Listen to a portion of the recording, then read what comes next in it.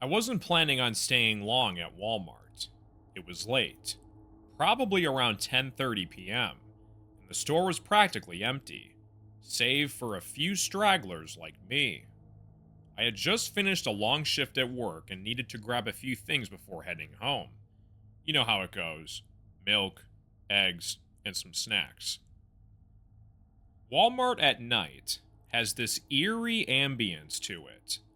The fluorescent lights seem brighter when there's no crowd, and every little sound echoes off the walls. I could hear the soft buzz of the overhead lights and the faint hum of the refrigerators in the back. I was in the cereal aisle, debating between Frosted Flakes and Cheerios, when I first noticed him.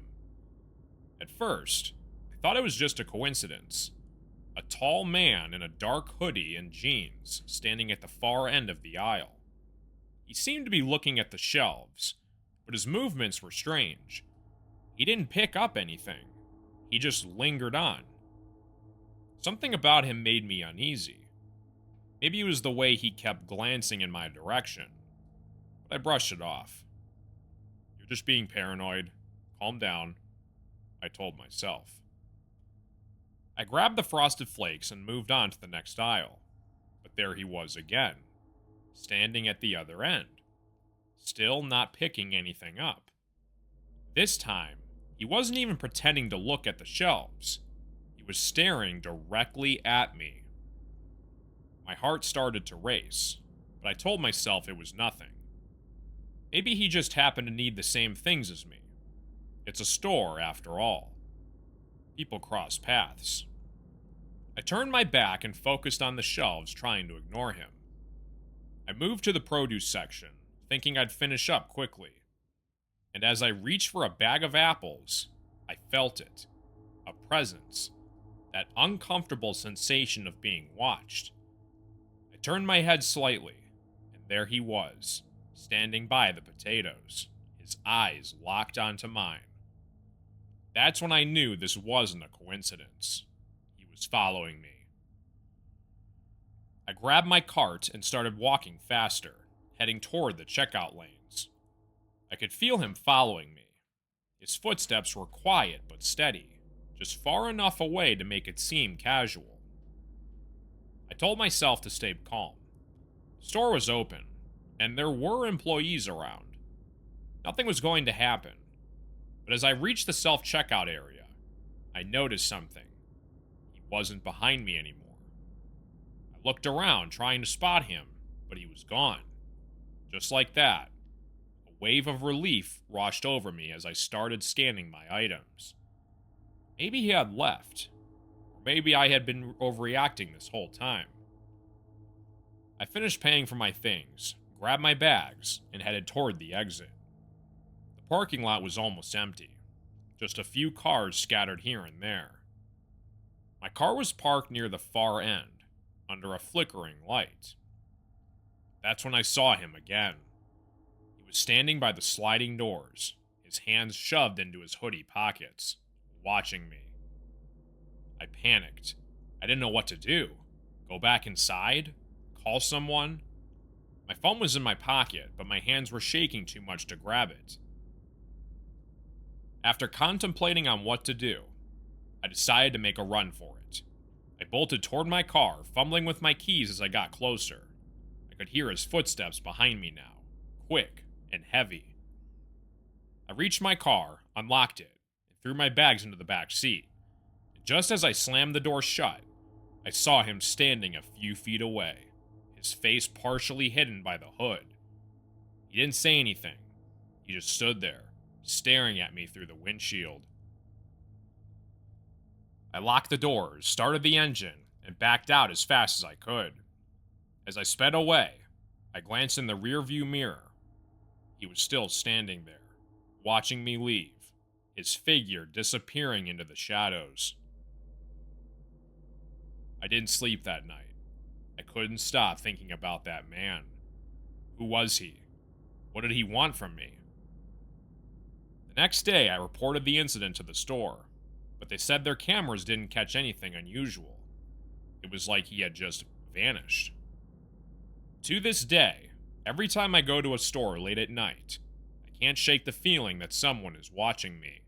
Someone who knows exactly where I am.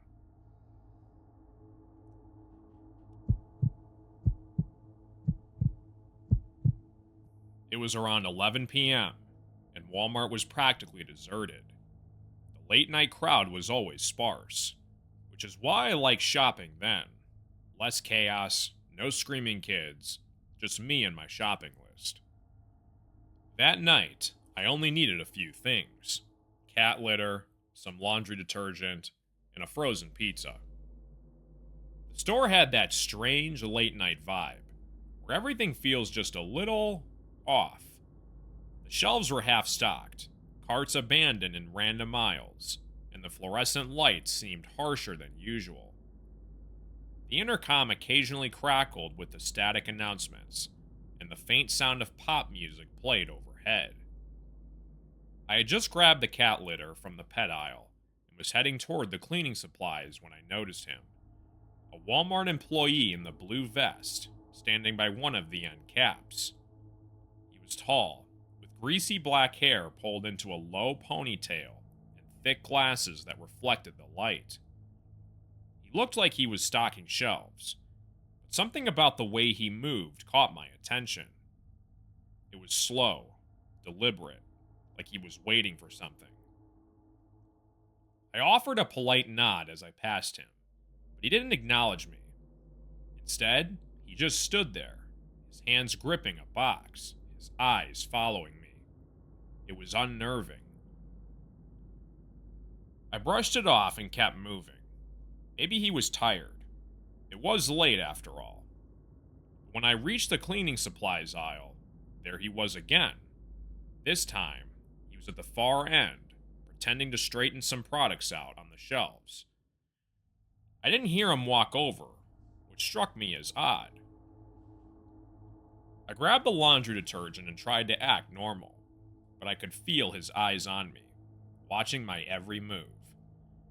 When I glanced over, he was just standing there, staring blankly, like he wasn't even trying to hide it. "Can I help you find something?" He asked suddenly, his voice low and flat. "No, I'm good, thanks," I said, gripping my cart tighter. He didn't respond. He just stood there, still staring, until I turned the corner and moved to the frozen food section. By now, I was feeling uneasy. My instincts were screaming at me to finish up and get out of there. I grabbed the first frozen pizza I saw and started making my way to the self-checkout. That's when I noticed him again. He was standing near the end of the freezer aisle, pretending to arrange something on a shelf, but his eyes were locked onto me. I tried to stay calm. Maybe he was just a weird guy, socially awkward or overly curious.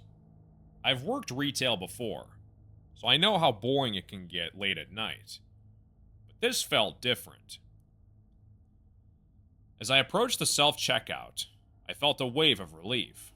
There were cameras here, and the area was well lit.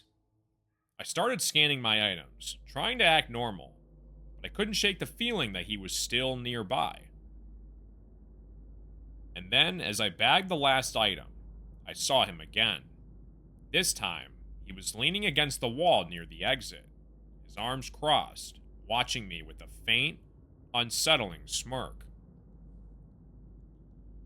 I considered asking the cashier to walk me out, or even calling someone, but I didn't want to seem paranoid. Instead, I hurried to the doors, my cart rattling loudly in the quiet store.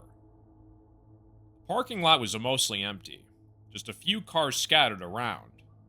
My car was parked a bit further out, under one of the tall lights. As I pushed my cart toward it, I couldn't shake the feeling that I wasn't alone. I glanced over my shoulder, and sure enough, there he was. He had followed me out of the store, still wearing that stupid blue vest, walking casually but purposefully, like he didn't care that I'd seen him. I abandoned the cart and ran. My keys were already in my hand, and I unlocked the car as fast as I could. Just as I threw myself into the driver's seat and locked the doors, he reached the front of my car. He stood there, just a few feet away, his face partially illuminated by the overhead light. His smirk had widened, and his eyes. There was something wrong with his eyes. He didn't knock on the window or try the door. He just stared, like he was daring me to do something. I started the engine, my hands shaking so badly I nearly dropped the keys. As I backed out, he stepped aside, still smirking, and watched as I drove away. I didn't look back until I was at the end of the parking lot, but by then, he was gone. The next day, I called the store to report about the incident. The manager assured me that they would look into it. But when I asked about the employee, they told me something I'll never forget. They didn't have anyone working that night who fit his description.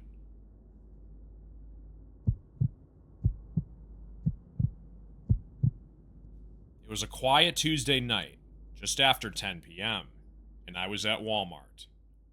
I hadn't planned on being there so late, but work had run long, and my fridge was practically empty. The store was nearly deserted, just a few other late shoppers wandering aimlessly through the aisles. There's something unsettling about Walmart at night. The bright fluorescent lights don't feel comforting. They feel clinical. The overhead speakers buzzed faintly with some outdated pop song, and the shelves were half stocked, as if the staff had given up halfway through the day. I grabbed a basket and started moving through the store. My list wasn't long, just some essentials: bread, milk, and something to eat for dinner. As I moved past the home goods section, I noticed an employee pushing a pallet of boxes. He gave me a quick glance, then disappeared around a corner. I was headed for the canned goods in aisle 12 when I felt it.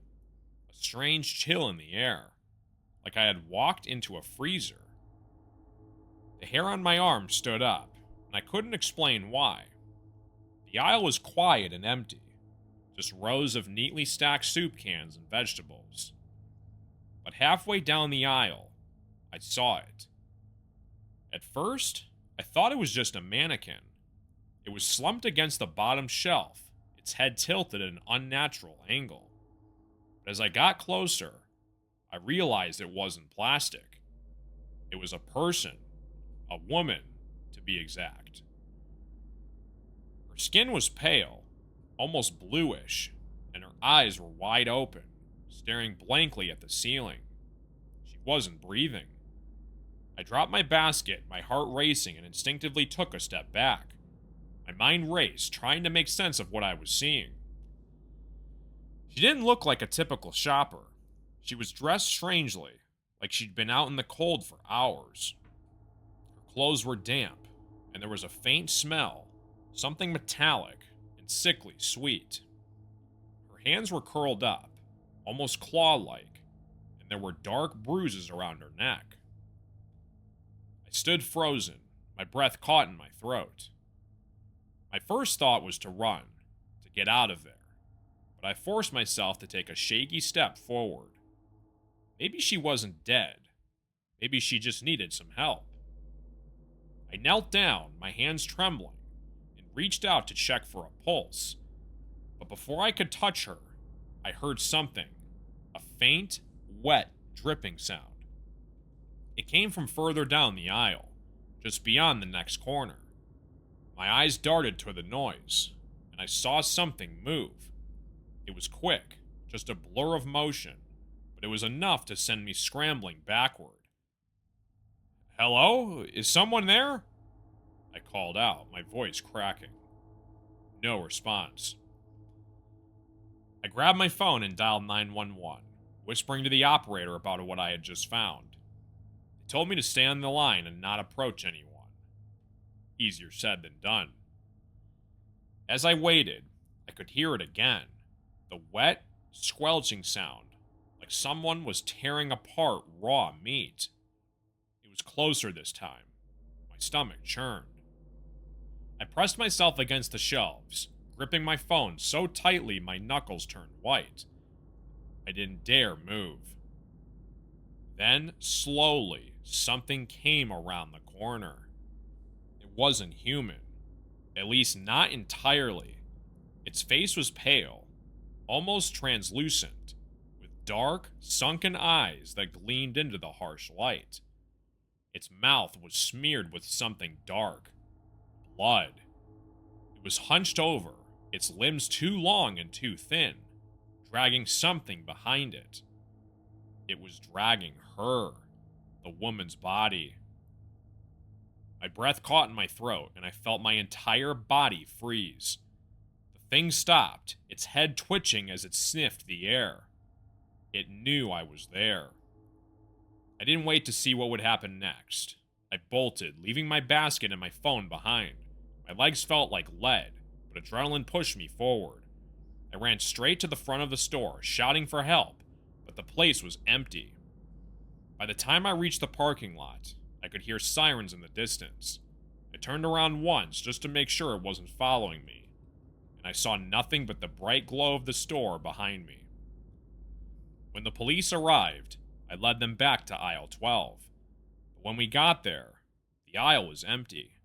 No woman, no blood, no creature. Just rows of canned goods, perfectly stacked like nothing had happened. Was this all just a hallucination? The officers didn't believe me. They chalked it up to stress or exhaustion. But I know what I saw, and I haven't been back to Walmart since.